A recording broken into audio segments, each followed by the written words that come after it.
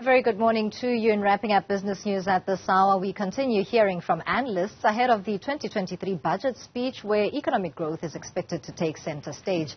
In this regard, economists they say that it has not been, had it not been for load shedding, South Africa's economic growth would have been 1.3% points higher in 2020. They've also noted that the rolling power cuts will further cripple an already struggling economy, and a clear plan is required from the finance minister.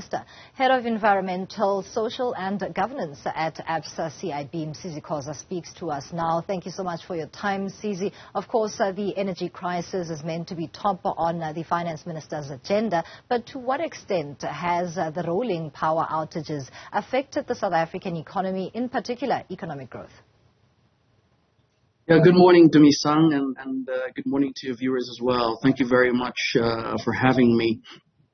Yeah, look, Dumi-sang, as you've correctly said there in your introduction, some of my colleagues in our macro research department did some economic modeling some time back, and indeed found that had it not been for the rolling power cuts in last year, the economic growth would have been a little bit higher. But indeed, I think, you know, as we look forward now into the budget speech today and into the future, I do think that, you know, solving South Africa's energy crisis has to be priority zero, I think, for all of the stakeholders in this country, for very obvious reasons. And I think as we think about that, a couple of things really become clear. As we speak to some of our clients at Absa in our corporate and investment bank, one of the things that's becoming front and center of the issues is, of course, adding new generation capacity onto the grid and doing that as quickly as possible. But B, you know, there is this question of grid connection capacity, which has now become really front and center, and a key stumbling block, if you will, of sort of adding this new generation capacity. And what we've said is that, you know, look, there are many international examples that we can look to where countries have added generation capacity very quickly onto their respective national grids without sort of without the long lead times that are required, you know, when we're going to sort of increase, you know, transmission and distribution networks, which are obviously a very complex project management and engineering endeavor. So there are other ways and mechanisms for us to circumvent some of these issues, if only we apply ourselves and we're a little bit more bolder, I guess, in some of the decisions that have to be taken. And is that boldness expected in the 2023 budget speech to be delivered by the finance minister later today? Because there are already calls for either the public sector as well as the private sector and private consumers, basically, who are transitioning into alternative energy, to be incentivized at least for that, because they would be feeding into what is needed as a national grid. Yeah, look, Dumi-sang, the question of incentives matters a great deal.